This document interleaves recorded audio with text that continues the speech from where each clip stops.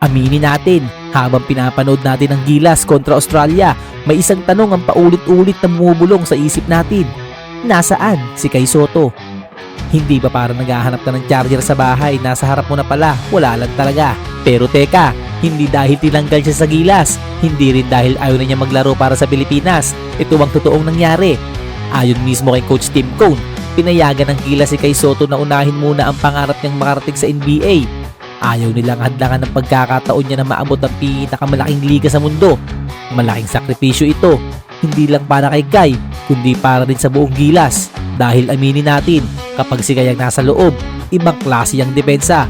7 talampakan ng taas, kayang bumara ng tira, kumuha ng rebound, at takutin ang kahit sinong gustong pumasok sa shaded lane. Kaya nang makaharap ng Gilas sa Australia na punong-puno rin ng matatangkad at malalakas na players, ramdam na ramdam ang pagkawala ni Kai. Hindi lang si Justin Brownlee ang wala. Wala rin ang higanting inaasahan ng Pilipinas at kitang-kita ang naging epekto. Pero hindi ibig sabihin nito na iniwan na ni Kai ang Gilas. Sa katunayan, sinabi rin ni Coach Tim Cone na kung magiging available si Kai, kukunin nila siya agad para sa national team. Ibig sabihin, hindi pa tapos ang kwento. Habang hinahabol ni Kai ang NBA Dream, patuloy namang lumalaban ng Gilas para sa bandera ng Pilipinas.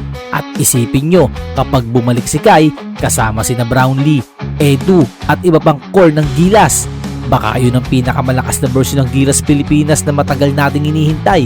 Kaya mga ka-courtside, suporta lang tayo dahil minsan kailangan mong lumayo ng kaunti para mas makabalik kang mas malakas. Sa tingin nyo, kung naglaro si Kai Sotto kontra Australia, mas didikit kaya ang laban?